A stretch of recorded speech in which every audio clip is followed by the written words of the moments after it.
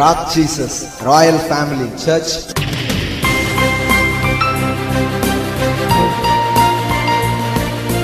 The Trinity is the model of the family. இது self centre love கிடையாது. இது என்னன்னா ஒருத்தர் மேல ஒருத்தர் அவர்கள் அன்பு செய்து கொண்டிருக்கிறார்கள், ஒருத்தரை ஒருத்தர் போற்றி கொண்டிருக்கிறார்கள், ஒருத்தரை ஒருத்தர் உயர்த்தி கொண்டிருக்கிறார்கள். ஒருபோது கூட நான் எவ்வளவு பெரிய ஆளு அப்படி பேசினதே இல்லை. பிதாவின் புகழை எப்பொழுதும் குமாரன் பாடுகிறார், குமாரனுடைய புகழை எப்பொழுதும் பிதா பாடி கொண்டிருக்கிறார். இவங்க ரெண்டு பேரை பத்தியும் பரிசுத்த ஆவியானவர் சொல்லிட்டு இருக்கிறாரு, இவங்க ரெண்டு பேரும் பரிசுத்த ஆவியானவரை பத்தி பேசிட்டு இருக்கிறாங்க. அல்லேலூயா.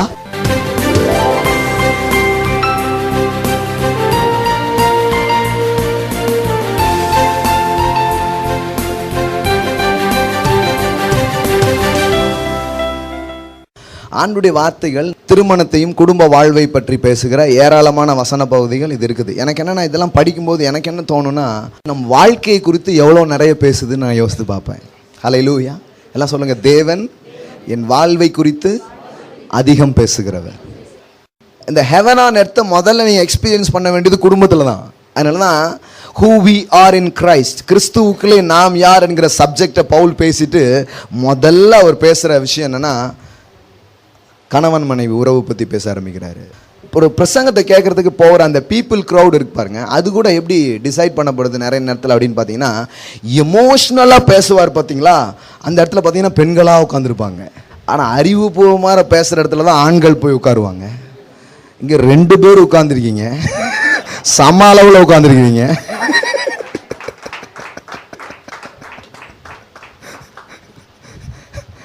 ரெண்டுமே முக்கியம். எங்க உணர்ச்சி காட்டணுமோ அங்கே என்ன பண்ணணும். இவங்க அறிவில் ஆப்ரேட் ஆகுங்கிறவங்க, இவங்க உணர்ச்சியில் ஆப்ரேட் ஆகிறவங்க. இவங்களுக்கு அறிவு இல்லைன்னு சொல்ல நான், அதே மாதிரி இவங்களுக்கு உணர்ச்சியும் இல்லைன்னு நான் சொல்ல. கரெக்டாக புரிஞ்சுக்கோங்க. நாங்கள் அவங்க தான் ஐயோ அவங்களுக்கு அறிவு இல்லைன்னு எப்படி சொல்ல முடியும்? அதில் யாரும் நம்புவாங்களா? அதை நம்பவே முடியாது. அப்படி சொல்ல வரல. அந்த ஆப்ரேட்டிங் மெத்தட், அவங்க செயல்படுற விதம் எதை முதல்ல அவங்க கொண்டு வருவாங்கன்னா எமோஷனல், உணர்ச்சி தான் அவங்களுடைய முதல் விஷயமா இருக்குது. ஒரு ஆணுக்கு அவன் லாஜிக்காக இருக்கிறான், எப்போ பார்த்தாலும் அறிவில் அவன் செயல்படுறவனா அவன் என்ன பண்ணுறான் இருக்கிறான். ஆனால் இங்கே அப்படி கிடையாது. உடனே என்ன ஆகிடும், இதாகிடும். ஐ லவ் யூன்னு மூஞ்ச இருக்கமாக வச்சுட்டு கொடுப்பீங்களா, லவ் நீனு தூக்கி குப்பையில் போடு அப்படின்றான். சண்டைக்கு வரையான்னு கேட்குற மாதிரி சில ஐ லவ் யூமாங்க.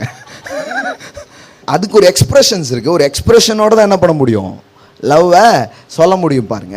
அப்படி என்ன பண்ணோம், பெண்களுக்கு இந்த எக்ஸ்பிரஷன்ஸ் ரொம்ப பிடிக்கும். நம்ம அறிவுபூர்வமாக சொல்லுவோம் ஐ லவ் யூ அப்படிமா. உன் அறிவு யாருக்கே வேணும், அறிவு நீனே வச்சுக்கோ, கொஞ்சம் எமோஷனலை காட்டு அப்படின்னு அவங்களுக்கு என்னென்னா அதுதான் அவங்களுடைய லாங்குவேஜ்.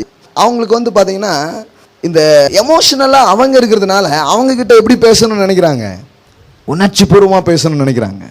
உணர்ச்சி பூர்வமாக காரியங்களை அவங்க பண்ணணும், வேகமாக பண்ணணும், அப்படி எக்ஸ்ப்ரெஸ் பண்ணணும்னு அவங்க என்ன பண்ணுறாங்க, விரும்புகிறாங்க.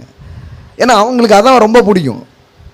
ஆனால் நம்ம என்ன பண்ணுறது இல்லைன்னா, அந்த ரெல்மில் ஆப்ரேட் ஆகாததுனால நம்ம என்ன பண்ணுவோம்னா அறிவுபூர்வமாக மட்டுமே என்ன பண்ணுவோம், பதில் சொல்லுவோம். இப்போ ஒரு பெண் ஒரு ப்ராப்ளத்தை உங்ககிட்ட ஷேர் பண்ணுறான்னு வைங்க. உங்கள் ஒய்ஃப் உங்ககிட்ட ஏதோ ஒரு மேட்ரு, ஒரு ப்ராப்ளத்தை பற்றி என்ன பண்ணுறாங்க சொல்கிறாங்கன்னு வைங்களேன்.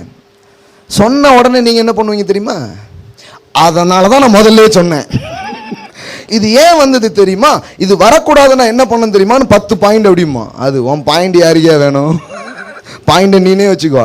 அவங்க சொன்னது பாயிண்ட்டுக்காகவே கிடையாது, அவங்க சொன்னது நீங்கள் உச்சி கொட்டி கேட்கணுங்கிறதுக்காக. அப்படியாம்மா இப்படி ஆயிட்டா, அப்படியா செல்லும் அப்படி நீங்கள் கேட்கணுங்கிறதுக்காக தான் அவ்வளோ சொல்லியிருக்கிறாங்க. ஆனால் நம்ம என்ன பண்ணுவோம்னா உடனே ஆன்சர் பண்ண ஆரம்பிச்சிருவோம். உங்கள்கிட்ட யார் ஆலோசனை கேட்டா, உங்ககிட்ட அறிவுரையே நான் கேட்கல, நான் பேசுகிறத கொஞ்சம் என்ன பண்ணுங்க கேளுங்கிறதுக்காக தான் அவ்வளோ நேரம் சொல்லியிருக்கிறாங்க. ஆனால் நிறைய பேர் அவங்கள சொல்ல விட மாட்டாங்க. தெரியும் ஆன்சர் பண்ணிடுறேன் அப்படின்ட்டு அவங்க ஆன்சரை எதிர்பார்த்தே சொல்லலைங்க. அவங்க என்ன எதிர்பார்த்து சொல்கிறாங்கன்னா, நான் பேசுகிறது நீங்கள் என்ன பண்ணுங்கணும், கொஞ்சம் நேரம் கேட்கணும், அவ்வளோதான். அதான் அவங்களுடைய விஷயம். அதுவும் சில பேருக்கு எப்படி இருக்குதுன்னா, இந்த ஹஸ்பண்ட் தங்களோட டைம் ஸ்பெண்ட் பண்ணாதான் தங்கள் கணவர் தங்களை நேசிக்கிறதாகவே அவங்க என்றாங்க. அந்த மாதிரி ஒரு லாங்குவேஜஸ் இருக்குது பாருங்கள். அந்த மாதிரி டைப்ஸ் உள்ள நிறைய பேர் இருக்கிறாங்க. நீங்கள் அவங்ககிட்ட கொண்டு போய் என்ன தான் வாங்கி கொடுத்தாலும் அவங்க சொல்லுவாங்க அது என்னத்துக்கு. நான் ஒரு ஹஸ்பண்ட் அண்ட் ஒய்ஃபுக்கு இங்கே நான் கவுன்சிலிங் கொடுத்துட்டு இருந்தேன், நிறைய பேர் கொடுக்குறேன். அதனால் எக்ஸாம்பிள்ஸ்லாம் சொல்கிறேன், யாருன்னே உங்களால் கண்டுபிடிக்க முடியாது, அதனால் சொல்கிறேன் நான். நூற்றுக்கணக்கான பேருக்கு பேசுகிறோம். அதுலேருந்து சொல்கிறேன். ஒருத்தங்க கேட்டேன், என்னங்க உங்களுக்கு ப்ராப்ளம் அப்படின்ட்டு. ஒன்றும் இல்லைங்க, டைமே என்ன பண்ண மாட்டேக்காரு, ஸ்பெண்ட் பண்ணவே மாட்டேக்காரு. அவரை கூப்பிட்டு கேட்டேன், ஏன் டைம்லாம் ஸ்பெண்ட் பண்ண மாட்டேங்கிங்க அப்படின்ட்டு. அப்போ அவர் சொன்னார், பிரதர் பேசுனா மேட்ருக்கே வர மாட்டேக்காரு பிரதர். பேச ஆரம்பித்தா போதும் வேலை வேலை வேலை வேலைன்னு பேசி அப்படியே சுற்றி வரதுக்குள்ளே மனுஷனுக்கு போதும் போதுன்னு என்ன பண்ணிடுது ஆயிடுது அப்படின்ட்டு. இவருக்கு இவங்களுக்கு தெரிய மாட்டேங்குது. இதில் என்னென்னா, ஒரு ஆண் என்ன நினைக்கிறாரு அப்படின்னா, இப்போ ஒரு ஆண் பேசுகிறாரு வைங்களேன், எப்படி பேசுவார்னு நினைக்கிறீங்க? இப்போ நீங்கள் உதாரணத்துக்கு ஒரு கல்யாண வீட்டுக்கு போயிட்டு, ஏங்க கல்யாண வீட்டுக்கு போனீங்களே எப்படி இருந்தது அப்படின்னு ஒரு பெண் கேட்டார்னா, ஒரு ஆண் என்ன பண்ணுவான்னா, நான் போனால் மொய் கொடுத்தா வந்துட்டேன், அவ்வளோதான். இதே கேள்வியை ஒரு பெண்ணுக்கிட்ட நீங்கள் கேட்டு பாருங்க, ஏமா கல்யாண வீட்டுக்கு போனீங்க, என்ன கதவை பூட்டினா வெளியில் கிளம்புனா போகும்போது ஒரு பிள்ளை வந்துச்சா, அந்த தெருமுக்கில் ஒரு ஆட்டோ நின்றுச்சாமாங்க. நான் இப்போ என்ன கேட்டேன், கல்யாண வீட்டுக்கு போனேன்னு கேட்டேன், அதனால வர்றேன், அதுதான் சொல்ல வரேன், நில்லுங்க நீங்கள். அப்படியே ஒரு ரவுண்ட் போட்டு மேட்ருக்குள்ளே வரதுக்குள்ளே மணி 6 ஆயிரும். அவ்வளோ தூரம் சொல்லுவாங்க. ஏன்னா இந்த கம்யூனிகேஷன்ஸில் எப்படி இருக்கிறாங்கன்னா, பெண் விரிவான செய்தி, ஆண் தலைப்பு செய்தி. ஆண் கிட்ட என்ன கேட்டாலும் அவர் ஹெட்லைன்ஸ் மட்டும் வாசிப்பாரு. பெண்ணுக்கிட்ட என்ன பேசினாலும் அவங்க விரிவாக தான் சொல்ல முடியும். புரியுதா புரியலையா? இது இவருக்கு புரியல, இவருக்கு மட்டும் இல்லை, நிறைய பேருக்கு புரியல. அதனால என்ன ஆயிடுச்சுன்னு சொன்னா, இவ மேட்ருக்கே வர மாட்டேங்கா, இவ என்ன பண்றா, இதே சொல்லிட்டே இருக்கிறா பிரதர் அப்படிங்கிறேன். நான் சொன்னேன், அவங்க அப்படிதான் பேச முடியும். அவங்களுடைய பேசுகிற முறையை நீங்கள் தெரிஞ்சுக்க வேண்டியது அவசியம். அவங்க எப்படி பேச முடியும்னா, அவங்க நீங்கள் ஏதாவது ஒன்று கேட்டிங்கன்னா அவங்க ஒரு ஒரு பேராகிராஃப் தான் அவங்களால சொல்ல முடியுமே தவிர ஒரு லைனில் என்ன பண்ண முடியாது. ஒரு லைனில் சொல்ல அப்படிமாங்க. நிறைய பேர் பார்த்துருக்கீங்களா நீங்கள்? டைம் ஆச்சு, ஒரு லைனில் சொல்ல அப்படிமாங்க. ஒரு லைனில் சொல்ல முடியாது சார். ஒரு லைன்ல நீங்கள் கேட்டீங்கன்னா அவங்க பேராகிராஃப் தான் என்ன பண்ணுவாங்க, கொடுப்பாங்க. ஏன்னா அவர்களுக்குள்ளே பெருக்கத்தின் அபிஷேகத்தை தேவன் வைத்திருக்கிறாரா. அல்லேலூயா. புரியுங்க? அவங்க எப்பவுமே அதை பெருசாக தான் என்ன பண்ணுவாங்க, செய்ய முடியுமே தவிர லேசாக என்ன பண்ண முடியாது, செய்ய முடியாது. அப்புறம் அவருக்கு சொன்னேன் நான், அப்படி இல்லைங்க, அவங்க விரிவாக தான் என்ன பண்ணுவாங்க, பேசுவாங்க, கொஞ்சம் கேளுங்க. அப்புறம் இந்த மாதிரி சொன்னார், நான் என்ன கேட்டாலும் வாங்கி கொடுத்துட்றேங்க என் ஒய்ஃபுக்கு அப்படின்ட்டு. அப்போ நான் அதான் கேட்டேன் அந்த சிஸ்டர்கிட்ட, என்ன கேட்டேன்னா, என்ன கேட்டாலும் வாங்கி கொடுத்துட்றாமே, நல்ல விஷயம் தானம்மா அப்படின்னு. இன்னொரு டைப்ஸ் ஆஃப் கப்புள்ஸ் இருக்காங்க. அவங்களுக்கு எப்படின்னா, நீங்கள் டைம் ஸ்பெண்ட் பண்ணுறதுலாம் இருக்கட்டும், கூட இருக்கீங்க, ஏதாவது வாங்கி கொடுக்கீங்களா அப்படிம்பாங்க. இது இன்னொரு டைப்ஸு. இப்போ அதுக்கு வரேன் நான், அதுக்கப்புறம் தான் வரணும். முதல்ல இது கிளியர் பண்ணுறேன். அப்போ நான் என்ன கேட்டேன்னா, என்ன சிஸ்டர் என்ன கேட்டாலும் என்ன பண்ணிடுறாரு, வாங்கி கொடுத்துறாம. ஆமாம், ஃப்ரிட்ஜு கேட்டேன் வாங்கி கொடுத்தார், மிக்ஸி கேட்டேன் வாங்கி கொடுத்தார், வீடு கேட்டோம் கட்டிட்டோம், எல்லாம் பண்ணிட்டோம். ஆனால் நான் மிக்ஸி கூடயா பேச முடியும், கிரைண்டர் கூடயா பேச முடியும், இது கூட பேச முடியும்? இந்த மனுஷனை ஒரு 1/2 மணி நேரம் பேச சொல்லுதான், பேசவே மாட்டேங்காரு பிரதர் அப்படிங்கிறாங்க. சரி, அவங்களுக்கு என்ன ஆயிடுச்சு அப்படின்னு சொன்னால், என் கூட என் கணவர் நேரம் செலவிட்டாதான் என் கணவர் என்ன பண்ணுறாரு, நேசிக்கிறார் அப்படின்னு அர்த்தம். என் கூட ஸ்பெண்ட் பண்ணலைன்னா அவர் என்ன பண்ணவே இல்லை, நேசிக்கவே இல்லை. அப்படி சொல்கிறாங்கன்னா உங்கள் ஒய்ஃபுடைய லாங்குவேஜ் அவர்களோடு நேரம் செலவிடுதல் என்பதுதான் மொழி. ஒரு ஹஸ்பண்ட் அண்ட் ஒய்ஃப்குள்ளே நிறைய லாங்குவேஜஸ் இருக்குது. குறிப்பாக லவ் லாங்குவேஜஸ், 5 லவ் லாங்குவேஜஸ் இருக்குது. 5 முக்கியமான மொழிகள் இருக்கிறது. இது புரிஞ்சிச்சுன்னா இந்த ஹஸ்பண்ட் அண்ட் ஒய்ஃப் ரிலேஷன்ஷிப் ரொம்ப நல்லா ஆக முடியும் பாருங்க. அதில் ஒன்று என்னென்னா, இந்த நேரம் செலவு பண்ணுறது அப்படிங்கிறது அவங்க லாங்குவேஜாக இருந்ததுன்னு வைங்களேன், நீங்கள் எவ்வளோதான் பொருள் வாங்கி கொடுத்தா கூட அவங்க சொல்லுவாங்க, கூட என்ன பண்ணவே இல்லை, ஸ்பெண்ட் பண்ணவே இல்லை அப்படி சொல்லுவாங்க. இன்னொரு சில பேர் இருக்கிறாங்க, அவங்க எப்படி இருக்கிறாங்கன்னா, அவங்களுக்கு பொருள் வாங்கி கொடுத்தாதான் அவங்கள நீங்கள் நேசிக்கிறதாவே அவங்க உணர்வாங்க. கிஃப்ட்டு, அப்பப்போ ஒரு கிஃப்ட் கொடுத்துட்டே இருக்கணும், அப்பப்போ ஏதாவது பரிசு என்ன பண்ணிகிட்டே இருக்கணும், வாங்கி அவங்களுக்கு கொடுத்துட்டே இருக்கணும். அப்படி கொடுக்கலன்னா அவங்க தாங்க நேசிக்கப்பட்டதை அவங்க என்ன பண்ண மாட்டாங்க, உணரவே மாட்டாங்க. பாருங்க, என் கணவர் என்ன பண்ணவே இல்லை, நேசிக்கவே இல்லை அப்படி சொல்லிட்டே இருப்பாங்க, அப்படி இது பண்ணிட்டே இருப்பாங்க. அவங்களுக்கு என்னன்னா கிஃப்ட் மேட்ரு கிடையாது. ஆமாம் ஆமாம் பிரதர், இப்படி கிஃப்ட் கொடுத்தே இருக்க முடியுமா, 10,000 ரூபா 20,000 30,000 கிஃப்டாக வாங்கி கொடுத்தா நான் என்ன பண்ணேன் அப்படிம்பாங்க. அப்படி கிடையாது. நீங்கள் ஒரு சின்ன ஒரு வெளியில் விற்கிறாங்க பாருங்கள், இந்த கார்ட்ஸ் அந்த மாதிரிலாம், அந்த மாதிரி சின்னதாக ஒன்று வாங்கி கொடுத்தா கூட அவங்க சந்தோஷம் போடுவாங்க. ஒரு சின்ன ஃப்ளவர் வாங்கி கொடுத்தா கூட சந்தோஷம் போடுவாங்க. நீங்கள் எவ்வளோ பெரிய கிஃப்ட் கொடுக்குறீங்கன்னு முக்கியம் இல்லை. அவங்களுக்கு என்ன மைண்டில் இருக்குதுன்னா, என் கணவர் அந்த கிஃப்ட்டு வாங்கும்போது என்ன நினச்சார்ல, அதுதான் எனக்கு சந்தோஷம். புரியுதா புரியலையா? ஹல்லேலூயா. அந்த கிஃப்ட் மேட்ரு கிடையாது. அங்கே போகும்போது கூட அவர் யாரை தான் நினச்சிட்டு இருந்தார்? அவர் என்னைத்தான் நினைத்தார். அது அவங்களுக்கு என்ன கொண்டு வருது? ஒரு பெரிய சந்தோஷத்தை கொண்டு வருது பாருங்க. இன்னும் சிலர் இருக்கிறாங்க, அவங்க எப்படின்னா அவங்க கூட ஒர்க் பண்ணணும், அவங்க கூட வேலை செய்யணும், அவங்க கூட ஏதாவது பொருள் எடுத்து வைக்கிறது, அவங்க இப்போ சப்பாத்தி போட்டாங்கன்னா மாவு பிசைறது,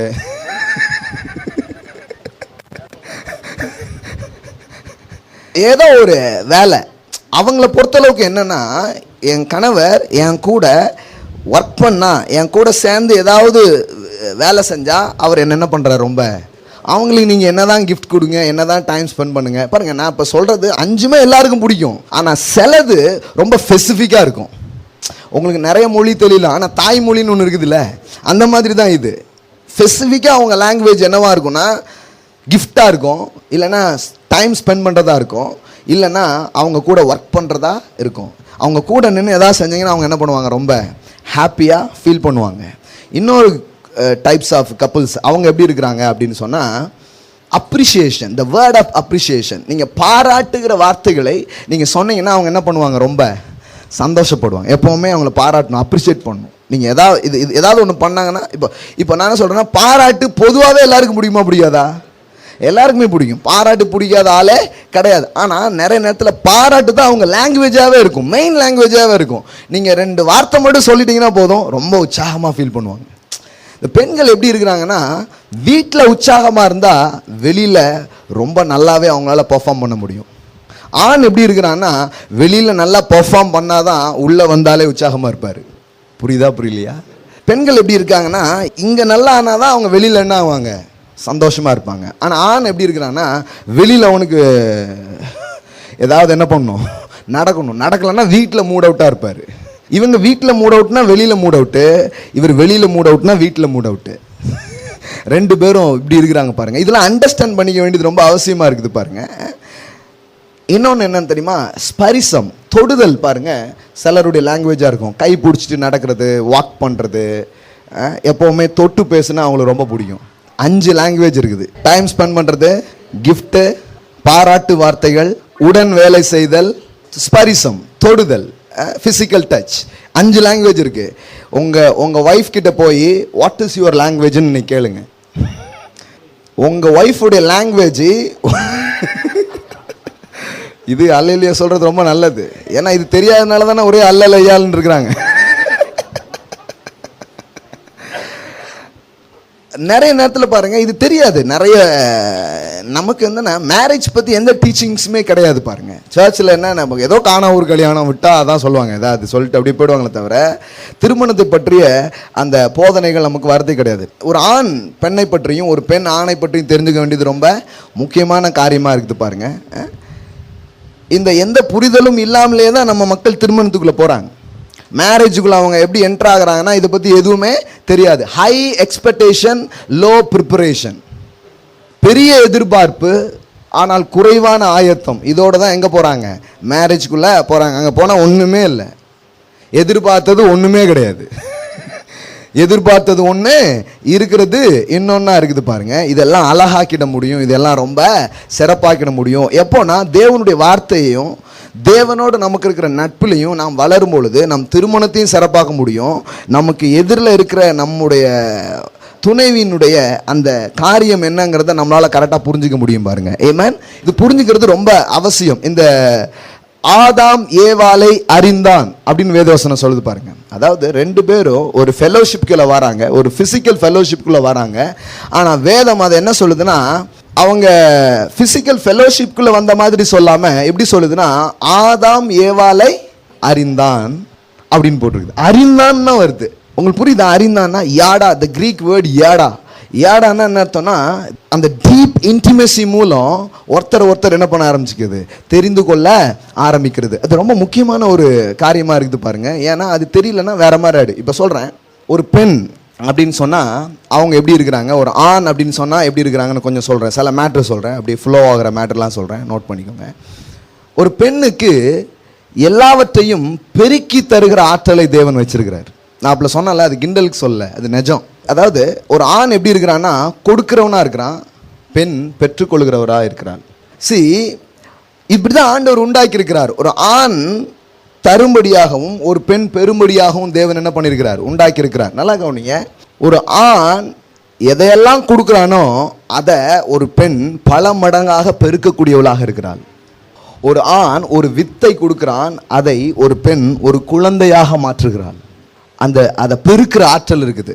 ஒரு ஆண் கொஞ்சம் இந்த காய்கறி இதெல்லாம் கொண்டு வந்து கொடுக்குறான், அதை அவன் என்ன ஆகிடுறா, சமையலாக்கி அதை அபிவிருத்தி என்ன பண்ணுறா, செய்ய ஆரம்பிக்கிறான். ஒரு ஆணிடம் இருந்து ஒரு பெண் எதையெல்லாம் பெற்றுக்கொள்கிறாளோ அதையெல்லாம் அவள் என்ன பண்ணுறா, பெருக்கக்கூடிய தன்மை அவளுக்குள்ளாக தேவன் என்ன பண்ணியிருக்கிறாரு, வச்சிருக்கிறாரு. நீங்கள் கொஞ்சம் அன்பு உங்கள் மனைவிக்கு நீங்கள் கொடுத்துருப்பீங்கன்னா அவங்க அதை பல மடங்காக பெருக்கி உங்ககிட்ட காட்ட ஆரம்பிப்பாங்க. அதே நேரத்தில் நீங்கள் கொஞ்சம் வெறுப்பை கொடுத்துருந்தீங்கன்னா அதையும் பல மடங்காக காப்பிட்டு இப்பொழுது இருக்கிறதை பார்க்கிலும் 1000 மடங்கு பெருகும்படியாக அவர்கள் உங்களிடத்தில் காட்டுவார்கள். ஏன்னா பெருக்கத்தின் அபிஷேகம் 2 பக்கமும் வேலை செய்யும். ஒன்று நீங்கள் நல்லது கொடுத்தீங்கன்னா அப்படி வேலை செய்யும், தப்பாக கொடுத்தீங்கன்னா என்ன ஆரம்பிக்கும், தப்பாக என்ன பண்ண ஆரம்பிக்கும், வேலை செய்ய ஆரம்பிக்கும். உங்களுக்கு தெரியாது. நீங்கள் என்ன பண்ணுவீங்கன்னா ஏதாவது ஒன்றுனா லேசாக என்ன பண்ணிவிடுவீங்க, சொல்லிட்டு அப்படியே விட்டுருவீங்க. ஆனால் அவங்க விடவே முடியாது. அவங்க அப்படியே உள்ளே வைத்து அதை கருத்தரித்து அதை பெருசாக்கி டன் கணக்கில் அவங்க கையில் கொடுப்பாங்க. நான் இத்தனையோண்டு தானம்மா கொடுத்தேன். இல்லை, எனக்கு கடவுள் ஒரு ஆற்றலை கொடுத்துருக்குறா. நீங்கள் இத்தனையோண்டு கொடுத்தத நான் இவ்வளோ பெருசாக என்ன பண்ணுவேன், திருப்பி தருவேன் அப்படிங்கிற மாதிரி கொடுப்பாங்க பாருங்க. அப்போ நான் இது நமக்கு புரிஞ்சிச்சுன்னு வைங்களேன், கொடுக்குறத கொஞ்சம் கரெக்டாக கொடுப்போம். தேவையில்லாத என்ன பண்ண மாட்டோம், அவங்ககிட்ட கொடுக்க மாட்டோம். ரொம்ப கரெக்டானதை கொடுப்போம், நல்லதை கொடுப்போம், ரொம்ப சிறப்பானதை கொடுப்போம். ஆனால் நீங்கள் கொஞ்சம் கொடுத்து பாருங்க, அதை ரொம்ப பெருக்கி ரொம்ப அழகாக உங்களுக்கே சர்வ் பண்ணுவாங்க. ஹல்லேலூயா. கர்த்தர் அந்த மாதிரி ஒரு ஆற்றல் என்ன பண்ணியிருக்காரு, வச்சிருக்கிறார். இப்போ பாருங்க, ஒரு ஹஸ்பண்ட் அண்ட் ஒய்ஃபு, ஒரு கணவர் எப்படி இருக்கிறார் அப்படின்னா, பொதுவாக ஆண்கள் எப்படி இருக்கிறாங்கன்னா, இப்போ சண்டைன்னு வச்சுக்கோங்க, 2 பேருக்கும் சண்டை அப்படின்னா, சண்டை ஆரம்பித்த உடனே ஆண் என்ன பண்ணுவாருன்னா கிளம்பி வெளியில் போயிடுவார். வீட்டுக்குள்ளே என்ன பண்ண மாட்டார், இருக்க மாட்டார். கிளம்பி என்ன பண்ணிவிடுவார், ஒன்று மாடியில் இருந்தீங்கன்னா கீழே போயிடுவார், கீழே இருந்தீங்கன்னா மாடிக்கு போயிடுவார், இல்லைன்னா வெளியே போயிடுவார். எங்கேயாவது என்ன பண்ணிவிடுவார், போயிடுவார், நீங்கள் வராத இடத்துக்கு பார்த்து. ஸோ வெளியில் போயிடுவார். வெளியில் போய் என்ன பண்ணிவிடுவார், அப்படி நண்பர்களோட சுற்றிட்டு பேசிட்டு அப்புறம் நைட்டு போல் என்ன பண்ணுவார், வருவார். அவர் என்ன நினைப்பாருன்னா, நம்ம வெளியே போயிட்டால் சண்டை முடிஞ்சிச்சுன்னு நினைப்பார். ஆனால் கதை முடியல, உள்ளே வந்த பிறகுதான் மறுபடியும் ஸ்டார்ட் ஆகும். ஏன்னா இவர் சண்டைனா நம்ம வெளியில் போயிட்டா சண்டை என்ன பண்ணிடும், தீந்துடும் நினைக்கிறாரு. அவங்க என்னன்னா சண்டையே ஏதோ 2 பேரும் 10 நிமிஷம் போட்டோம்னா தான் தீரும் அப்படிங்கிறாங்க. இவங்களுக்கு என்னன்னா எதையும் பேசி உடனே என்ன பண்ணிக்கணும், தீர்த்துக்கணும். ஆனால் இவங்க என்ன நினைக்கிறாங்கன்னா, அப்படி தீர்த்துக்க முடியாது, நாம் என்ன பண்ணோம், கொஞ்சம் ஒதுங்கி வந்துட்டா தீந்துடும் அப்படின்னு நினைக்கிறாங்க. ஒதுங்கிறதுனால தீராது. என்ன பண்ணணும், கொஞ்சம் நேரம் உட்காந்து என்ன பண்ணணும், பேசணும், கொஞ்ச நேரம் உட்காந்து ஷேர் பண்ணணும். அப்படி ஷேர் பண்ணாதான் அந்த காரியம் என்ன பண்ண ஆரம்பிக்கும், தீர ஆரம்பிக்குங்கிறது இவங்களுடைய லாங்குவேஜ். இப்போ பாருங்களேன், ஹஸ்பண்ட் அண்ட் ஒய்ஃப் மட்டும் இல்லை, அவங்க ஃப்ரெண்ட்ஸாக கூட எடுத்துக்கோங்களேன். அவங்களுடைய பெண் நண்பர்கள் யாராவது இருப்பாங்கன்னா, அவங்களுக்குள்ள சண்டை ஆயிடுச்சுன்னா என்ன நினைக்கும், 2 பேரும் அப்படியே பேசி பேசி மூச்சுன்னு அழுது கட்டி பிடிச்சி அதுக்கப்புறம் தான் ஒன்றாவாங்க. பார்த்துருக்கீங்களா நீங்கள்? ஆனால் ஆண்கள் அப்படி கிடையாது. அப்படியே அமைதியாக போயிடுவாங்க. அப்புறம் எப்போது பார்த்து திருப்பி அமைதியாக என்ன பண்ண ஆரம்பிப்பாங்க, 2 பேரும் சேர ஆரம்பிப்பாங்க. ஆனால் பெண்கள் அப்படி கிடையாது பாருங்கள். அவங்களுக்கு ஏதாவது ஒரு ப்ராப்ளம்னா அதை உடனே பேசி என்ன பண்ணணும், தீக்கணும். சண்டையோ இதோ இப்போவுமே முடிச்சிடணும் அப்படின்னு நினைக்கிறாங்க. ஆனால் நம்ம என்ன பண்ணுறோன்னா, அதை விட்டு விலகி போகிறதுனால என்ன ஆகுது, அது தீர்வு வருது அப்படின்னு சொல்லி நம்ம நினைக்கிறோம். நல்லா கவனிங்க, இந்த மாதிரி எதிர்மறையாக டிஃப்ரெண்ட்டாக ஆண்டவர் ஆணையும் பெண்ணையும் உருவாக்கி இருக்கிறது ஒரு பெரிய சப்போர்ட்டிவாக தான் உருவாக்கி இருக்கிறார். ஆணுக்கு எப்போதுமே தூர பார்வை இருக்கிறது, பெண்ணுக்கு எப்பொழுதுமே அகலமான பார்வை இருக்கிறது. அவங்களுடைய வியூ எப்படி இருக்குதுன்னா, ஒரு விஷயத்தை பார்க்குற மேட்டராக இருந்தால் கூட எப்படி பார்க்குறாங்கன்னா, ஒரு ஆண் லாங்காக பார்க்குறான். ஆனால் பெண் லாங்காக பார்க்குறது இல்லை, அகலமாக பார்ப்பாங்க, டீட்டெயிலாக பார்ப்பாங்க. என்னெல்லாம் இருக்குது எப்படி இருக்குது அப்படிங்கிறத ரொம்ப என்ன பண்ணுறாங்க, விவரமாக என்ன பண்ண ஆரம்பிக்கிறாங்க, பார்க்க ஆரம்பிக்கிறாங்க. இப்போ இந்த 2 பார்வையுமே வாழ்க்கைக்கு தேவைன்னு நான் நினைக்கிறேன். நீங்கள் என்ன நினைக்கிறீங்க? வெறும் லாங் ஷாட் மட்டும் இருந்தால் போதாது. நீங்கள் எத்தனையோ வருஷத்துக்கு அப்புறம் ஏதோ பண்ணுறதை பற்றி சொல்லுவாங்க. அவங்க இன்னைக்கு என்ன அப்படிம்பாங்க, ஐயா வெண்ணி கொதிச்சுட்டு இருக்கு, பருப்பு எப்போ வாங்கிட்டு வருவீங்க அப்படின்னு அவங்க கேட்பாங்க. ஆனால் நீங்கள் நாம் ஒரு 10 மாடி கட்டணம் கட்டினா எப்படி இருக்கும் அப்படிம்பீங்க. 10 மாடி கட்டணம்லாம் இருக்கட்டும், முதல்ல பருப்பு அப்படிம்பாங்க. முதல்ல வீட்டுக்கு வேண்டியதை வாங்கிட்டு வாங்க அப்படிம்பாங்க. ஏன்னா அவங்களுக்கு வந்து இப்போதைக்கு என்ன அப்படிங்கிறது தான் காரியம். ஆனால் ஆணுக்கு எதிர்கால பிளானை பற்றி அவன் என்ன பண்ணிட்டு இருப்பான், ஒரு காலத்தில் நாம் அப்படி இருப்போம் அப்படிமா. அவளுக்கு என்னென்னா ஒரு காலம்லாம் இருக்கட்டியா இப்போ ஏதாவது அப்படிங்கிறத அவங்களுடைய திங்கிங்கில் என்ன பண்ணிட்டு இருக்கு வந்துட்டே இருக்கு. நான் என்ன சொல்கிறேன்னா, இந்த ஒருத்தர் இந்த ரெண்டு விதத்தையும் ரொம்ப கரெக்டாக புரிஞ்சுக்கும் போது, இப்போ பாருங்களேன், லாங் டைம் ட்ரீமும் வேணும், ஷார்ட் டைம் ட்ரீமும் வேணும். ஹல்லேலூயா.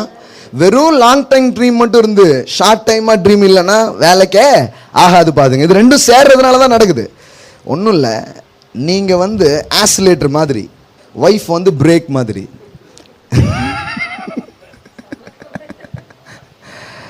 ஆசிலேட்டர் மட்டும் இருந்து பிரேக் இல்லைன்னா எப்படி இருக்கும்?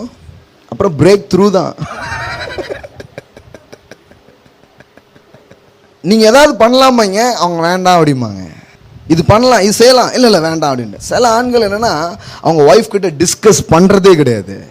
எதை பற்றி அவங்க டிஸ்கஸ் பண்ண மாட்டாங்க. ஏன்னா அவங்களுக்கு தெரியும், அவட சொன்னவொடனே என்ன சொல்வா, நெகட்டிவாக வேண்டான்னு ஏதாவது என்ன பண்ணுவா, சொல்வா. ஆனால் நீங்கள் நினச்சிக்கூடாது, பெண்கள் எப்போவுமே அப்படி தான் நெகட்டிவாக பேசுகிறவங்க அப்படி கிடையாது. உங்களை விட சென்சிட்டிவ் அதிகமாக அவங்களுக்கு இருக்குது. ஒரு விஷயத்தை என்னுடைய ஆழத்தை மிக வேகமாக புரிந்து கொள்கிற திறன் ஒரு ஆணை விட ஒரு பெண்ணுக்கு தான் அதிகமாக இருக்குது. எப்படி சொல்கிறேன் அப்படின்னா, இப்போ பாருங்கள், இந்த ஆள் சரியில்லைங்க அப்படிங்கும் அவங்க. நீங்கள் என்ன பண்ணுவீங்க, ஆளாக ரொம்ப கரெக்டான ஆள் தான். என்னமோ தெரியலிங்க, இந்த ஆள் என்ன இல்லை, கடைசியில் பார்த்தா ஒரு மாதம் கழித்து அவன் தான் காசை பிறந்துக்கிட்டு ஓடிருப்பான். இதை முன்கூட்டியே கவனிக்கிற திறன் யாருக்கு இருக்குது? ஒரு பெண்ணுக்கு இருக்குது. ஆனால் ஆணுக்கு வந்து அது இல்லை. பாருங்கள், ஆண் வந்து அப்படியே என்ன பண்ணிடுறாரு, டக்குன்னு என்ன பண்ணிக்கிறாரு, ஏற்றுக்கிறார், டக்குன்னு சேர்த்துக்கிறாரு. ஆனால் ஒரு பெண் அப்படி கிடையாது. அவங்க வந்து இந்த ஆள் சரியில்லை, இவர் பார்வை சரியில்லை, இது இப்படி இல்லை, இவர் இப்படி இருக்கிறாரு, வேற மாதிரியான ஆள். நிறைய நேரம் ஆண் தோற்று போவதுக்கு காரணம் தன் துணையோடு தன் காரியங்களை பகிர்ந்து கொள்ளாததும் பேசாததும் தான். ஆண்டவருடைய வார்த்தை சொல்லுது, நீங்கள் எல்லாத்தையும் இன்ஹெரிட் பண்ண போகிறதுனால நீங்கள் சேர்ந்திருக்க வேண்டியது அவசியமாக இருக்குதுன்னு வேதவசனம் சொல்லுது. அல்லேலூயா. பேதுருவில் நாம் படிக்கிறோம் பாருங்கள், ஒரு வசனம் காமிச்சிடறேன். நிறைய பேர் ஒரு ஒன்லி சைக்காலஜிக்கலாக ஏதோ பேசிகிட்டு இருக்காருன்னு நினச்சிடுவாங்க. நோ, வார்த்தையில் சைக்காலஜி இருக்குது. அது உங்களுக்கு தெரியுமா? வார்த்தையில் சைக்காலஜி இருக்குது. 1 பேதுரு 3வது அதிகாரம் 7வது வசனம் பாருங்கள். 1 பேதுரு 3ஆம் அதிகாரம் 7வது வசனம். அந்தபடியே புருஷர்களே, மனைவியானவள் பலவீன பாண்டமாய் இருக்கிறபடியால். அப்படின்னா என்ன? பலவீன பாண்டமாக இருக்கிறபடியெல்லாம் என்ன? த வீக்கஸ்ட் வெசல்ஸ் அப்படின்னு நிறைய பேர் என்ன பண்ணாங்கன்னா, அவங்க ரொம்ப வீக்கானவங்க அப்படின்னு நினச்சிட்டோம். இன்னொன்று அதில் தான் அது என்ன சொல்லுதுன்னா, அவங்க எமோஷனல் ஆனவங்க, எளிதாய் காயப்படக்கூடியவர்களாக அவர்கள் இருக்கிறார்கள். நீங்கள் வந்து பலவீன பாண்டவனை பாருங்கள், மல்யுத்தத்தில் போய் பாருங்கள், ஆணோட பெருசாலாம் தூக்கிட்டு நிற்காங்க. ஏன்னா பலவீன பாண்டமா அது? உங்களால் அசைக்க கூட முடியாது, அவ்வளோ பெரிய வெயிட்டெல்லாம் அவங்க என்ன பண்ணுறாங்க, தூக்குறாங்க. ஆனால் நீங்கள் அவங்கக்கிட்ட 2 வார்த்தை பேசுனீங்கன்னா எமோஷ்னலாக ஹட் ஆகிடுவாங்க உடனே.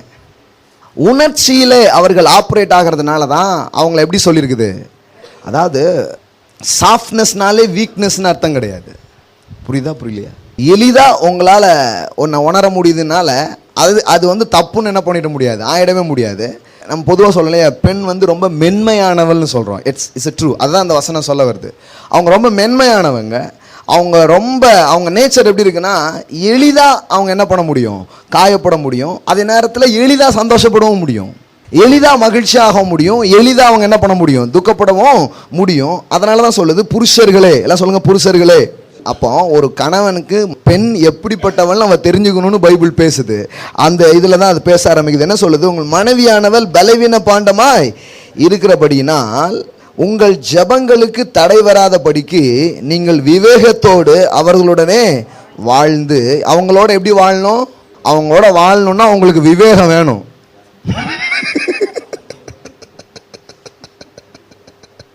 It's not easy.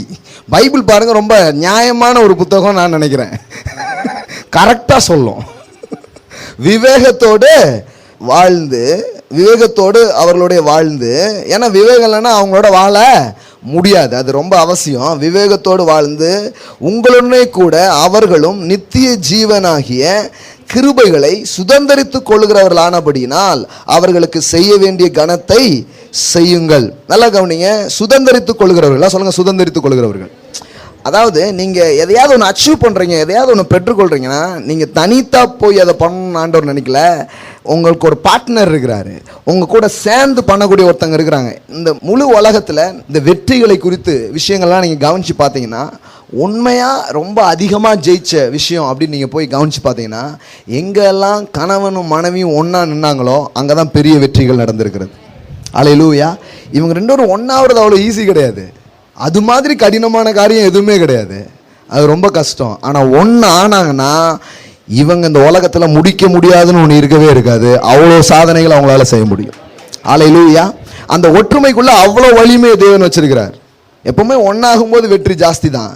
ஒருவன் 1000 இருவர் 10,000 என்ன பண்ணுவாங்க, துரத்துவார்கள் அப்படின்னு போட்டுக்குது. அது எந்த இதில் சாத்தியமோ எனக்கு தெரியாது, ஆனால் ஹஸ்பண்ட் அண்ட் ஒய்ஃப் ரிலேஷன்ஷிப்பில் அது சாத்தியம். அதிகமான வெற்றிகள் எங்கு குவிகிறது என்றால், எங்கு ஒரு கணவனும் மனைவியும் ஒருமனப்பட்டு நிற்கிறார்களோ அதற்கு எதிராக செயல்படுறதுக்கு எந்த பாதாளமும் கிடையாது, எந்த மனுஷனும் கிடையாது, எந்த சக்தியும் கிடையாது. ஏன்னா இது தேவன் அமைத்த ஒரு கூட்டணி, இதை யாரும் எதுவுமே பண்ண முடியாது. அல்லேலூயா. இவங்க ரெண்டு பேரும் ஒண்ணா நிக்கிறதுங்கிறது is a divine things. It's not ordinary things, it's a divine things. இது ரொம்ப ஒரு தெய்வீகமான ஒரு காரியம். இது ஏதோ ஒரு சாதாரணமான ஒரு காரியம் கிடையாது பாருங்க. அதனால தான் இந்த குடும்பங்களில் ஒற்றுமைக்காக நீங்கள் என்ன விலை வேணாலும் கொடுக்கலாம். ஏன்னா அந்த ஒற்றுமை அதை விட பெரிய லாபங்களை உங்களுக்கு தர ஆரம்பிக்கும். எல்லாம் சொல்லுங்க, ஒற்றுமைக்காக எந்த விலையும் தாருங்கள். ஏனென்றால் ஒற்றுமை அதை விட அதிக லாபத்தை கொண்டு வரும். அல்லேலூயா. நான் ஏன் விட்டு கொடுக்கணும், நான் ஏன் அப்படி பண்ணணும் இல்லைங்க, நீங்கள் செஞ்சு பாருங்க, உங்களுக்கு தான் லாபம் ஜாஸ்தி. அல்லேலூயா. நிச்சயமாக பெனிஃபிட்ஸ் ஜாஸ்தி, நிச்சயமாக அதிக லாபங்களை என்ன பண்ண முடியும், அடைய முடியும் பாருங்க. அதனால தான் அப்படி சொல்லியிருக்குது. நீங்கள் சேர்ந்து என்ன பண்ண போறீங்க, சுதந்திரிக்க போகிறீர்கள்.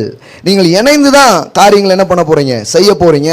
அதனால அவங்களுக்கு செய்ய வேண்டிய கணத்தை செய்யுங்கள். எது செஞ்சாலும் அது ஒர்த்ஃபுல் அப்படின்னு தான் வேதவசனம் சொல்லுது பாருங்க. எபேசியர் புத்தகத்துக்கு நாம் வருவோம். எபேசியர் 5ஆம் அதிகாரம் 22 பாருங்க. திருமணத்தையும் குடும்ப வாழ்வை பற்றி பேசுகிற ஏராளமான வசன பகுதிகள் இது இருக்குது. எனக்கு என்னன்னா, இதெல்லாம் படிக்கும்போது எனக்கு என்ன தோணுன்னா, ஆண்டுடைய வார்த்தைகள் நம் வாழ்க்கையை குறித்து எவ்வளோ நிறைய பேசுதுன்னு நான் யோசித்து பார்ப்பேன். அல்லேலூயா. எல்லாம் சொல்லுங்க, தேவன் என் வாழ்வை குறித்து அதிகம் பேசுகிறவர். Yes yes. எபேசியர் 5:22 இது ஒரு லாங், நிறைய ஸ்கிரிப்சர்ஸ் இதில் இருக்குது. இதில் பார்த்தீங்கன்னா ஹஸ்பண்ட் அண்ட் ஒய்ஃப் ரிலேஷன்ஷிப்பை பற்றி பேச ஆரம்பிக்கிறாரு. அதுக்கப்புறம் பார்த்தீங்கன்னா பிள்ளைங்களை எப்படி வளர்க்கணும்னு பேச ஆரம்பிக்கிறாரு. அதுக்கப்புறம் ஒர்க் ஸ்பாட் பற்றி பேச ஆரம்பிக்கிறார். கர்த்தருக்கு நாம் என்ன பண்ணுறோம், எங்கே போகிறோம், அதெல்லாம் ரொம்ப நல்லா தெரியும் பாருங்க. கர்த்தருக்கு ஒரே குறிக்கோள் நீங்கள் பரலோகம் வந்து சேரணுங்கிறது கிடையாது. கர்த்தருடைய குறிக்கோள் இந்த பூமியிலே பரலோகத்தை நீங்கள் அனுபவிக்க வேண்டும் என்பது. அல்லேலூயா. நிறைய பேர் பாருங்க, எப்படியாவது நாம் அங்கே போய் சேர்ந்து விட வேண்டும். அப்போ இப்போவுமே போயிருங்க. ஏன் ரொம்ப நாள் இங்கே இருக்கிறீங்க, சீக்கிரமாக போயிடுங்க. இங்கேயே நான் இருக்கிறேன்னா அந்த ஹெவனை இங்கே நான் எக்ஸ்பீரியன்ஸ் பண்ணுறதுக்காக அவர் என்னை கூப்பிட்டுருக்கிறார், உங்களை அவர் கூப்பிட்டுருக்கிறார். அல்லேலூயா. அதனால தான் பாருங்கள், இதெல்லாம் பற்றி பேசுகிறார். இந்த ஹெவனான இடத்த முதல்ல நீங்கள் எக்ஸ்பீரியன்ஸ் பண்ண வேண்டியது குடும்பத்தில் தான்.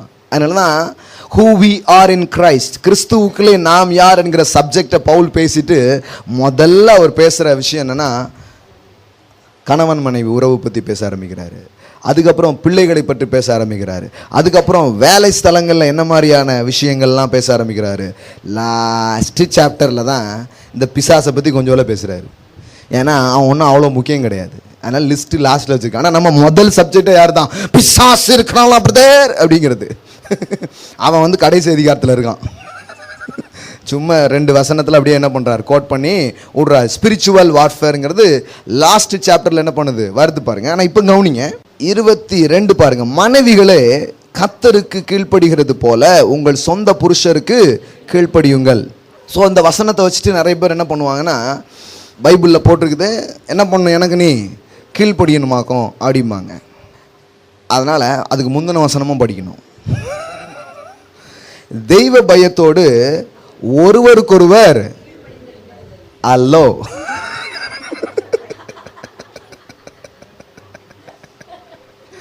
நான் ஆம்பளையாக்கும், எனக்கு நீ என்ன பண்ணும் இல்லைங்க. அதுக்கு முன்னாடி ஒன்று போட்டிருக்குதுங்க, தெய்வ பயத்தோடு ஒருத்தருக்கு ஒருத்தர் என்ன பண்ணுங்க, சம்டைமு அவங்க சொல்கிற முடிவுகளும் டிசிஷன்ஸும் ரொம்ப கரெக்டாக இருக்கும், சம்டைம்ஸ் நீங்கள் எடுக்கிறது கரெக்டாக இருக்கும். யார் முடிவு எடுக்கிறாங்கிறதுலே பெரிய ஆர்கியூ பண்ணாமல் அந்த காரியத்துக்கு எது கரெக்டாக இருக்குமோ அதை பண்ணுறது ரொம்ப நல்லா இருக்க ஆரம்பிக்கும். ஹல்லேலூயா. மனைவிகளுடைய வார்த்தைகளை கேட்காதீங்க அப்படின்னு பைபிளில் போடல, அதையும் கேளுங்க அப்படின்னு போட்டிருக்குது. ஹல்லேலூயா. உங்கள் கருத்துக்கள், உங்கள் ஒப்பீனியன் நடுவில் அதையும் என்ன பண்ணுங்க, கொஞ்சம் சேர்த்துக்கோங்க. அது பிரேக் மாதிரியே தெரியும், ஆனால் அது உங்களை நிறுத்துகிற மேட்ரு கிடையாது. அது சில நேரத்தில் எங்கே நிறுத்தணுமோ அங்கே நிறுத்துறதுக்கு உங்களுக்கு உதவியாக இருக்கும், எதை பண்ணணுமோ அதை செய்கிறதுக்கு ரொம்ப ஹெல்ப்ஃபுல்லாக இருக்கும். ஆனால் இன்னொரு டைப்ஸ் ஆஃப் ஆள் இருக்காங்க. அது என்னென்னா, அவங்களுக்கு என்னென்னா மனைவியின் வார்த்தையே மந்திர வார்த்தை. இவர்களுக்காக ஒன்றுமே என்ன பண்ண மாட்டாங்க, யோசிக்கிறது கிடையாது, எதுவுமே கிடையாது. அவங்க ஃபுல் அண்ட் ஃபுல் என்னதுதான், சொல்லுமா நீ சொல்லுமா நான் பண்ணிடுறேன், நீ பண்ணுமா, இப்படியே போய் வாழ்க்கை வேற மாதிரி போயிடும். சில பெண்களும் அதை தான் விரும்புகிறாங்க. என் கணவர் வந்து நான் சொல்கிறதெல்லாம் என்ன பண்ணுவார், கேட்பார். அதான் இப்படி இருக்குது. எல்லாத்தையும் கேட்கக்கூடாது, எல்லாத்தையும் என்ன பண்ண முடியாது, செய்யவே முடியாது. பாருங்க, நான் என்ன கேட்குறேன்னா, இதில் வந்து யார் சொல்கிறது யார் பண்ணுறது, இது என்னென்னா, அதனால தான் இதில் மூணாவதாக ஒரு ஆள் தேவைப்படுறாரு, அவர் தேவனாகிய கர்த்தர். ஹல்லேலூயா. இது 2 பேருக்குள்ள வேலைக்கு ஆகாது பாருங்க, 2 பேருக்குள்ள வேலை ஆகாது. மூணாவதாக ஒருத்தர் உள்ளே வரணும் பாருங்க. வந்தால் தான் இங்கே ரொம்ப கரெக்டாக என்ன பண்ண முடியும், காரியங்களை செய்ய முடியும். பாருங்கள், ட்ரினிட்டி பற்றி நம்ம படிச்சுட்டு இருக்கிறோம், நிறைய நான் உங்களுக்கு சொல்லியிருக்கிறேன். இப்போ அதான் மெயின் சப்ஜெக்டாக வர நாளில் பேச போகிறோம், ட்ரினிட்டி பற்றி. ட்ரினிட்டியில் எத்தனை பேர் இருக்கிறாங்க, 3 பேர் இருக்கிறாங்க. 3 பேர் இருக்கிறாங்க, ஃபாதர், சன், ஹோலி ஸ்பிரிட். எல்லாம் சொல்லுங்கள், பிதா, குமாரன், பரிசுத்தாவி. பிதாவாகிய தேவன், குமாரனாகிய தேவன், பரிசுத்தாவியாகிய தேவன். நிறைய பேருக்கு இந்த பரிசுத்தாவியனை பற்றி ஒன்றுமே தெரியாது, அதனால தான் ரொம்ப வாரம் காலையில் பேசினேன் நான். ஹோலி ஸ்பிரிட்னா நிறைய பேருக்கு எப்படி ஆக்கிட்டாங்கன்னா, father, son and holy bible அப்படின்னு ஆக்கிட்டாங்க. ஃபாதர், சன், ஹோலி பைபிள் கிடையாது, ஃபாதர், சன், ஹோலி ஸ்பிரிட். புரியுதுங்களா? நிறைய பேர் ஃபாதர், சன், ஹோலி ஸ்பிரிட்ங்கிற இடத்துல ஹோலி பைபிள்னு வச்சுட்டாங்க. It's not holy bible, holy spirit. இது எல்லாத்த விட அவங்க ரொம்ப முக்கியமாக இருக்கிறாங்க. இப்போ இவங்க எத்தனை பேர், 3 பேர். ஆனால் அவங்களுக்கு தெரியுமா, இந்த 3 பேருக்குள்ளே சண்டே வர்றதில்ல, இந்த 3 பேரும் ஒத்துமையாகவே இருக்கிறாங்க. ஃபேமிலியை குறித்த நம்பிக்கையே நமக்கு எங்கே வருது தெரியுமா, அவங்க 3 பேர் ஒன்றா இருக்க முடியும்னா நாம் 2 பேர் கட்டாயமாக ஒன்றா இருக்க முடியும். ஹல்லேலூயா. அந்த பேட்டர்னை வச்சு தான் ஃபேமிலிங்கிற ஒன்றே உருவாக்குனார். அவருக்கு என்ன நம்பிக்கைன்னா, நாம் 3 பேர் ஒன்றா தானே இருக்கோம், இவங்க 2 பேர் ஒன்றா இருப்பாங்கன்னு நம்பி உண்டாக்கியிருக்கிறாரு.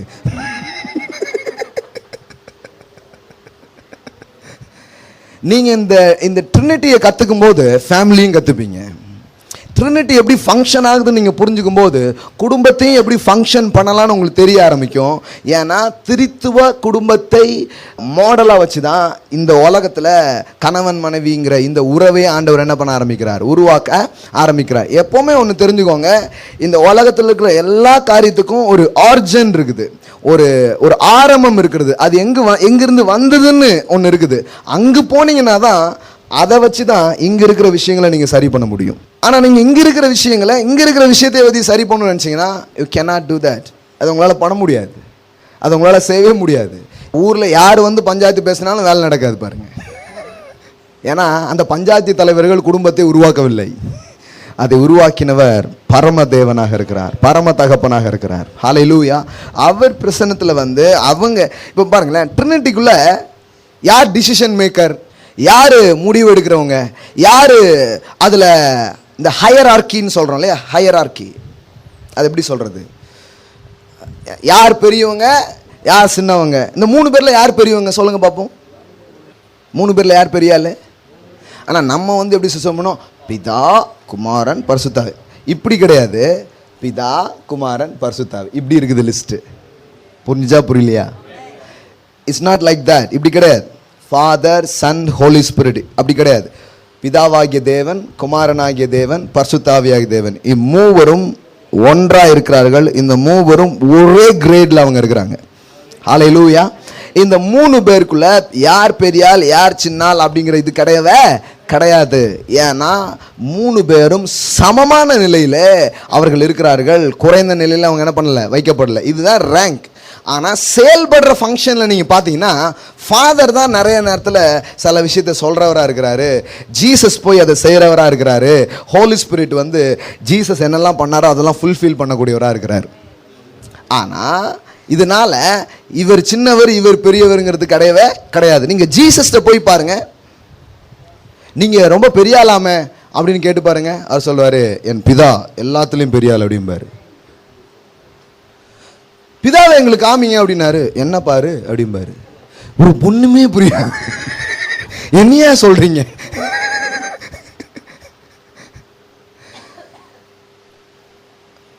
பிதாட்ட போய் உங்களை பத்தி ஏதாவது சொல்லுங்க, என் குமாரனை பாரு என்ன பார்த்த மாதிரி அப்படிம்பாரு.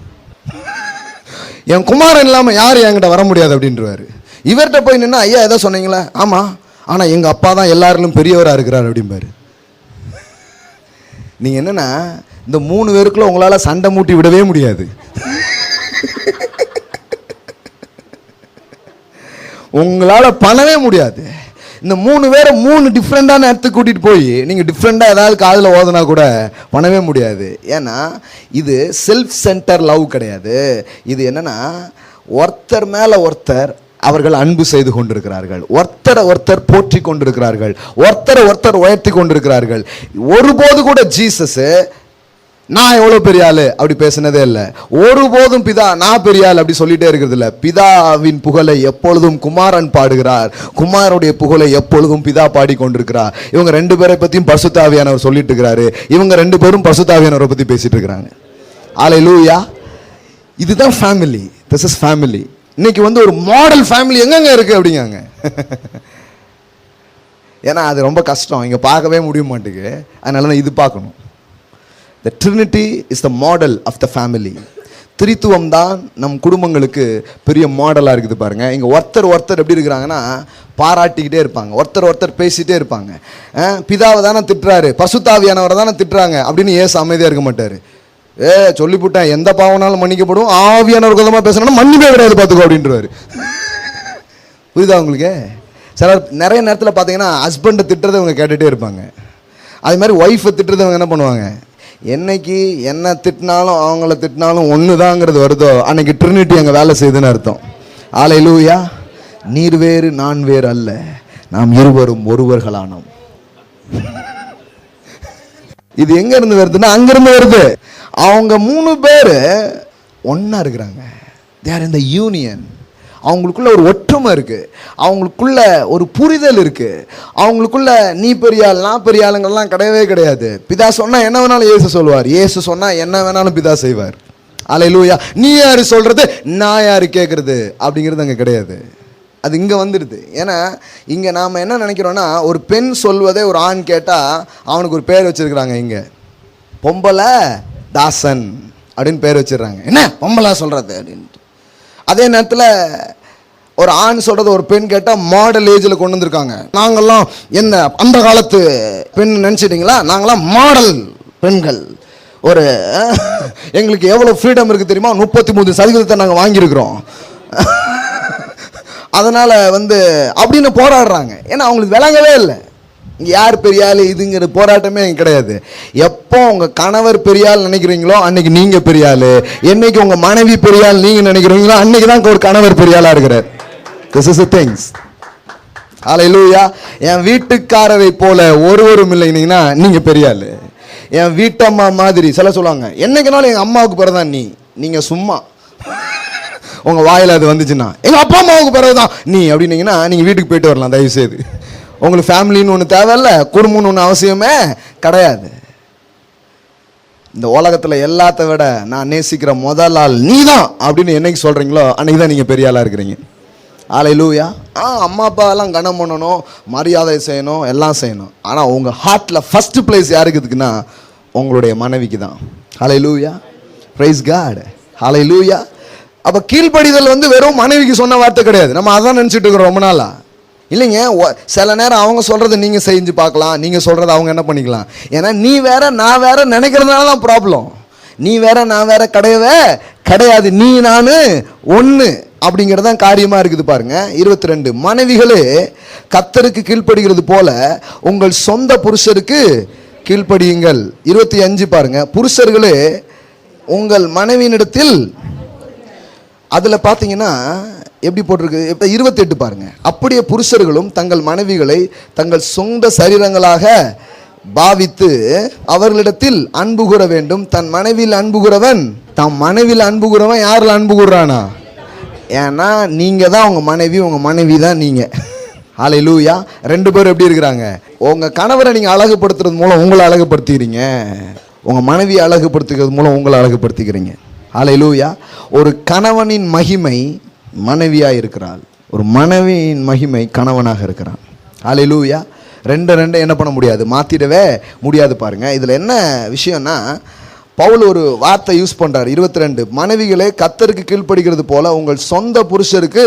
இதுல நிறைய முறை இந்த வார்த்தையை நீங்க படிக்கலாம், சொந்த புருஷனுக்கு அப்படின்னு போட்டிருக்கோம்.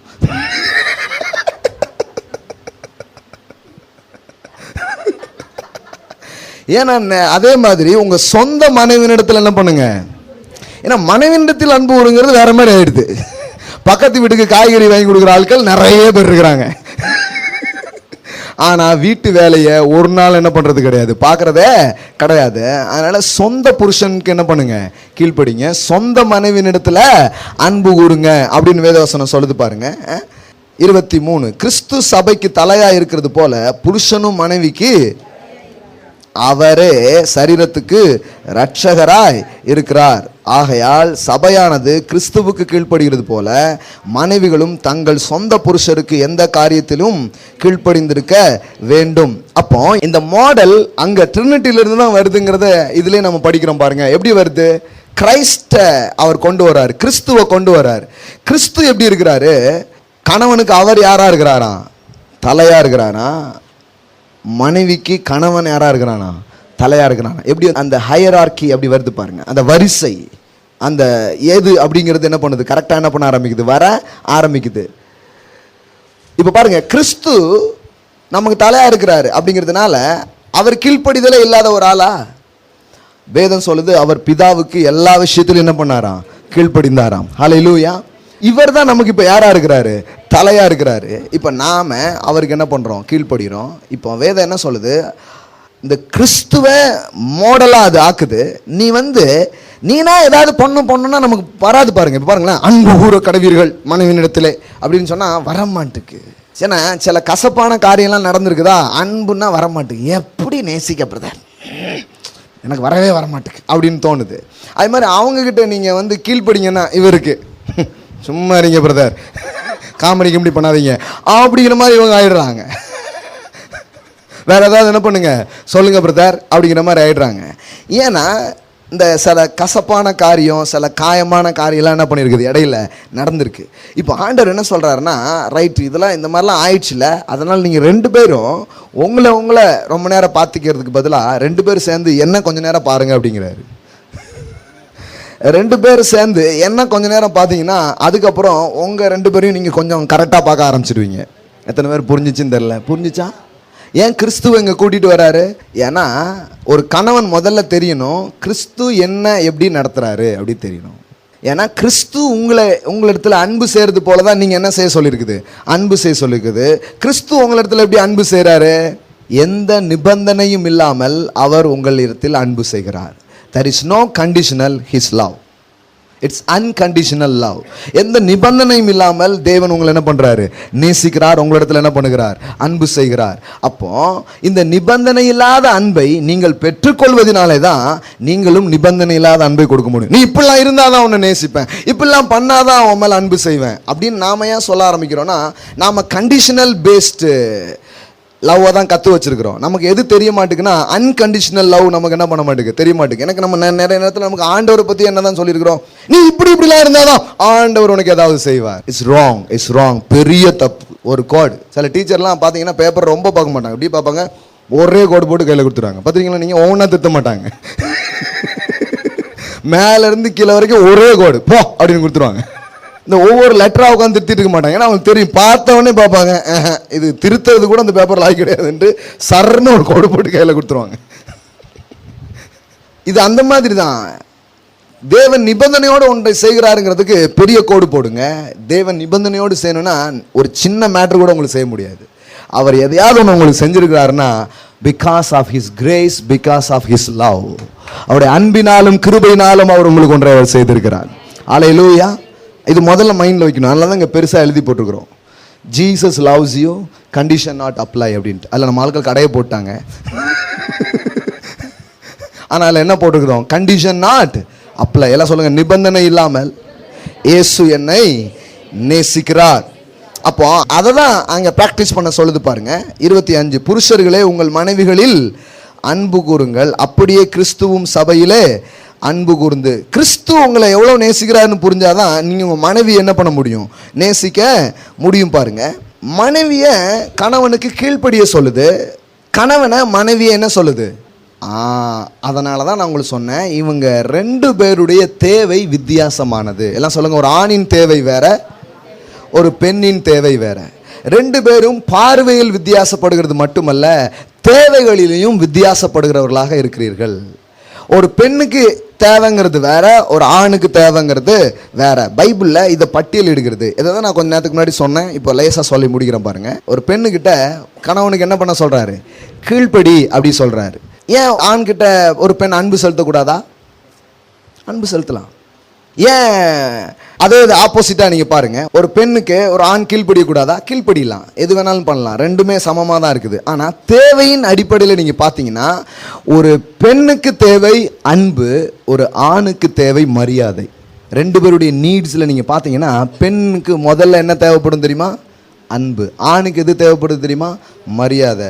நீங்கள் பார்த்தீங்கன்னா நிறைய இடத்துல பார்த்தீங்கன்னா, ஆண் எங்கே டென்ஷன் ஆகுவார், எங்கே ரொம்ப கோவப்படுறாருன்னு நீங்கள் பாருங்கள். அவர் மெயின் பாயிண்ட் சொல்லுவார், எனக்கு அங்கே மரியாதை இருக்கா? மரியாதைக்கு உரிமைக்கு போகிறதான் அவர் எப்போதுமே செய்து கொண்டிருப்பார். எனக்கு என்ன மரியாதை, இப்படி தான் அவர் என்ன பண்ணுவார், பேசுவார். ஆனால் பெண்கள் எனக்கு என்ன மரியாதைங்கிறது அவங்க அதிகமாக அவங்களுக்கு மரியாதை தேவையில்லைன்னு நினச்சிடாதீங்க. அதனால் அவங்களுடைய தேவையில் அது பிரதானமானதாக வரல. அவங்க தேவையில்லைன்னா என்னை பற்றி விசாரிச்சாங்களா, என்னை பற்றி கேட்டாங்களா, அப்படி தான் கேட்பாங்க. தட் மீன்ஸ் என்னை நேசிக்கிறாங்களா, நான் கேர் பண்ணப்படுறேன்னா, நான் அன்பு செய்யப்படுறேனாங்கிறது தான் அவங்களுடைய காரியமாக இருக்குதே தவிர, உங்கள் வீட்டில் என்ன மதிச்சாங்களா அப்படின்னு எந்த பெண்ணும் கேட்க மாட்டாங்க. ஆனால் ஆண்லாம் கேட்பான். என்ன கேட்பானா, உங்கள் வீட்டுக்கு வந்தேனே எனக்கு என்ன மரியாதை, உங்கள் அப்பா அம்மாலாம் எனக்கு என்ன மரியாதை கொடுத்தாரு அப்படின்னு கேட்பாங்க. ஏன்னா இவருடைய பிரதான தேவை எதுவாக இருக்குது? மரியாதையாக இருக்குது. மரியாதை மட்டும் நீங்கள் கொடுத்து பாருங்க, ஆள் மண்டியிட்டு நிற்பார்.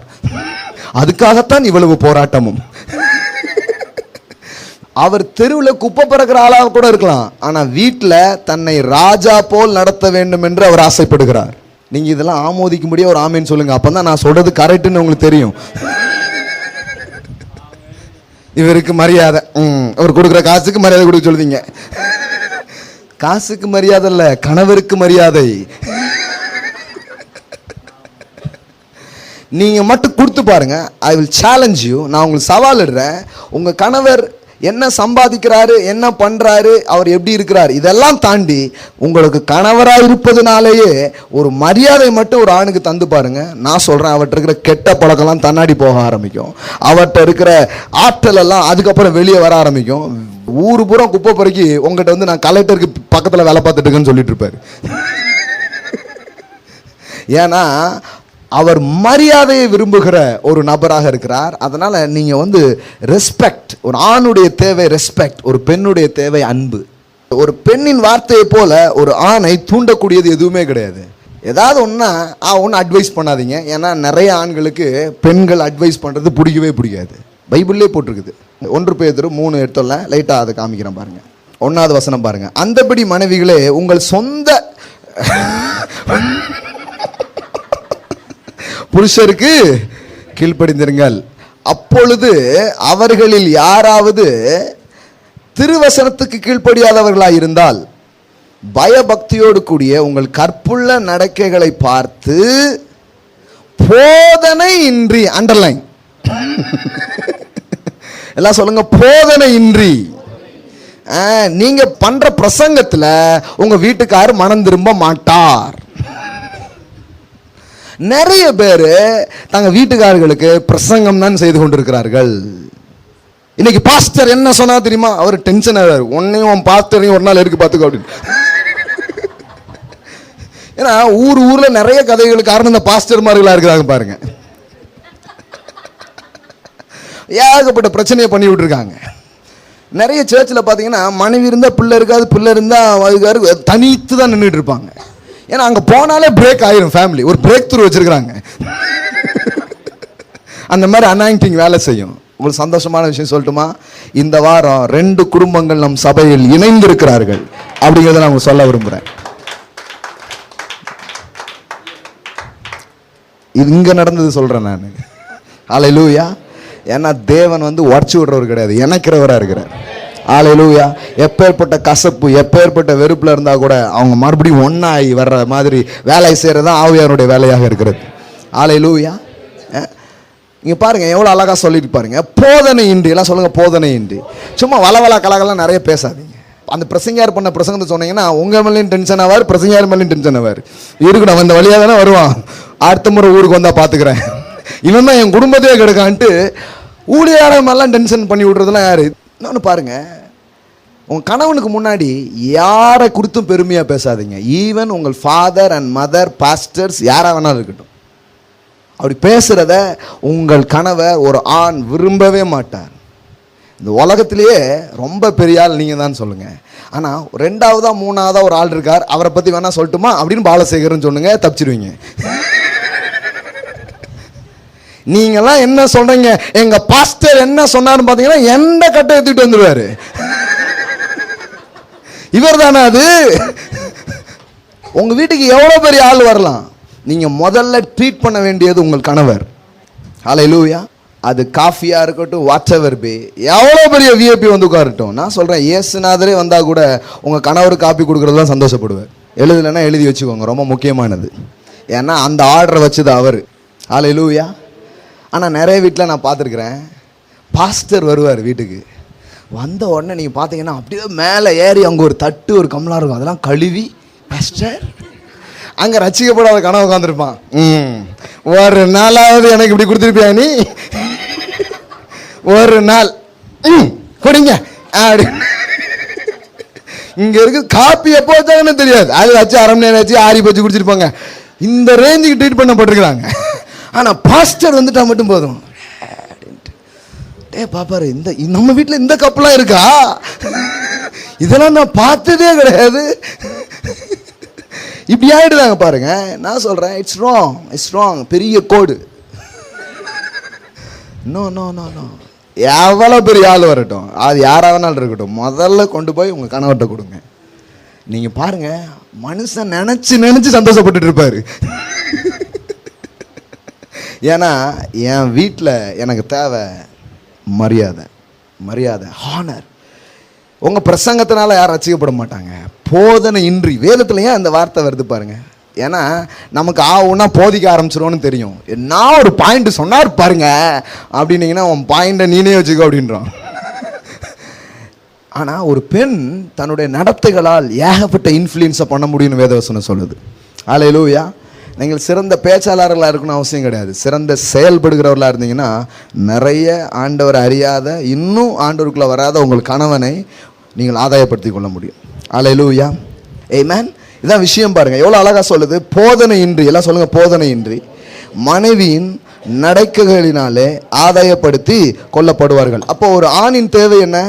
மரியாதை. ஒரு பெண்ணின் தேவை அன்பு, அன்பு, அன்பு. அவங்களுக்கு வந்து அன்பு தான் தேவை. அவங்க மேலே நீங்கள் அன்பு செலுத்தி பாருங்க. இப்போ இது வந்து எப்படின்னா, ஒன்று இருந்தால் ஒன்று வருங்கிற சைக்கிள் மாதிரி இருக்குது. மரியாதை இருந்தால் அன்பு வரும், அன்பு இருந்தால் மரியாதை வரும். நமக்கு என்ன பிரச்சனைனா, யார் முதல்ல செய்கிறது? நீ முதல்ல மதித்துப்பா, நான் நேசிக்கிறேன். அவங்க நீ முதல்ல நேசி, அப்புறம் நான் மரியாதை கொடுப்பேன். இப்போ இதுதான் ப்ராப்ளம். இந்த சைக்கிளில் எது முதல்ல வருதுன்ட்டு இப்போ 2 பேரும் ஆண்டவரை பார்க்க வேண்டியது இருக்குது. ஏன்னா உங்கள் மேலே அன்பையும் மரியாதையும் அவர் வைக்கிறார். யார் முதல்ல பெற்றுக்கொள்கிறீங்களோ அவங்க முதல்ல கொடுங்க. ஹல்லேலூயா.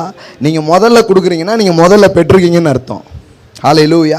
உங்களை தேவன் மதிப்பாக பார்க்குறாரு, உங்களை மதிப்பாக ட்ரீட் பண்ணுறாரு, உங்கள் மேலே நேசத்தை அவர் வைக்கிறாரு. இதை நீங்கள் பெற்றுக்கொண்டீங்கன்னா இதை என்ன பண்ணுங்க? கொடுக்க. பைபிளில் நேசி நேசின்னு சொல்லலை. ஏன்னா நேசின்னு சொல்கிற மாதிரி கஷ்டமான கமாண்ட்மெண்ட் வேறு எதுவுமே கிடையாது. புரியல நிறைய பேருக்கு. நாம எத்தனையோ கமாண்ட்மெண்ட் வந்து கஷ்டம் நினைக்கிறோம். நான் சொல்கிறேன், அன்பு செய்ன்னு சொல்கிறோம் பாருங்க, அதை மாதிரி கஷ்டமான கமாண்ட்மெண்ட் வேறு எதுவுமே கிடையாது. சில சொல்லுவாங்க, எவ்வளோ ஈஸியான கமாண்ட்மெண்ட் ஆண்டவர் கொடுத்துக்காரு பாருங்க. இல்லை ஈஸியே கிடையாது, ஈஸியே கிடையாது. ஏன்னா அவ்வளோ சீக்கிரம் ஒருத்தர் மேலே நாம் அன்பு செலுத்தவே முடியாது. நாம் அன்பை பெற்றால் அன்பை செலுத்தலாம். அல்லேலூயா. தேவனிடத்தில் நீங்கள் வரும்பொழுது தேவன் உங்களை நிபந்தனை இல்லாமல் நேசிக்கிறார். எந்த பாகுபாடு இல்லாமல் உங்க மேல என்ன பண்றார்? அன்பு செய்கிறார். அந்த அன்பை நீங்கள் பெறும் பொழுது அந்த அன்பை நீங்கள் வழங்கலாம். தேவன் உங்களுக்கு மரியாதை செய்கிறவராக இருக்கிறார். யூ ஆர் சோ வேல்யூபிள்னு உங்ககிட்ட எப்பவுமே பேசக்கூடியவராக இருக்கிறார். அவரிடத்திலிருந்து அதை பெற்றீங்கன்னா நீங்க அதை என்ன பண்ண முடியும்? வழங்க முடியும். பாருங்க. அல்லேலூயா.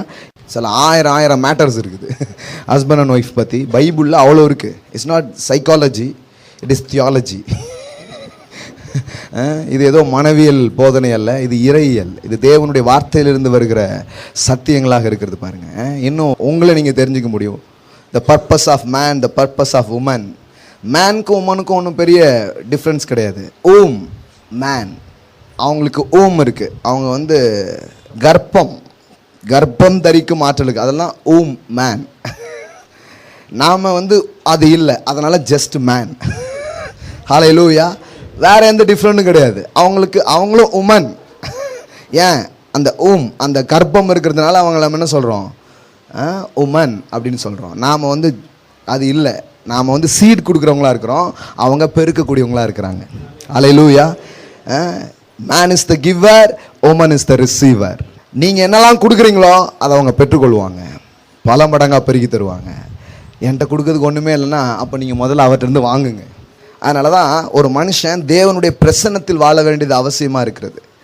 ஒரு ஆண் மகனுக்கு அடையாளமே அவன் தேவனுடைய பிரசன்னத்தில் இருக்கிறது. Living in the God's presence, living in the God's presence. தேவனுடைய பிரசன்னத்தில் நீங்கள் வாழும் பொழுது தேவனிடத்திலிருந்து நீங்கள் எல்லாம் பெறுகிறீர்கள்.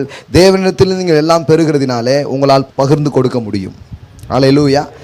எடுத்த உடனே நீங்கள் லவ்னு ஸ்டார்ட் பண்ணிங்கன்னா முடியவே முடியாது. ஏன்னா நிறைய வாங்கியிருக்கீங்க, வராது. முதல்ல அவர்கிட்டருந்து வாங்குங்க. ஆண்டவரே நீங்கள் என்ன எவ்வளோவா நேசிக்கிறீங்கன்னு கேளுங்க. என் மேலே நீங்கள் எவ்வளோ அன்பு வச்சுருக்கீங்களோ அதை நான் புரிஞ்சுக்கிறதுக்கு ஹெல்ப் பண்ணுங்கன்னு சொல்லுங்கள். அவர் உங்கள் மேலே வச்சுருக்கிற அன்பை அனுபவிங்க. ஆட்டோமேட்டிக்காக நீங்கள் அன்பு கூற ஆரம்பிச்சிருவீங்க. அல்லேலூயா. சப்மிஷன் மாதிரி வெற்றிக்கான வழி எதுவுமே கிடையாது. Wife, submit your husband. உங்கள் கணவருக்கு நீங்கள் உங்களை சப்மிட் பண்ணுங்க. நீங்கள் தான் எனக்கு அப்படிங்கிற மாதிரி பண்ணுங்க. நான் சொல்கிறேன், வாழ்க்கையை வேறு விதமாக போக ஆரம்பிக்கும். ஆமென். கர்த்தர் நல்லவர். ஆமென்.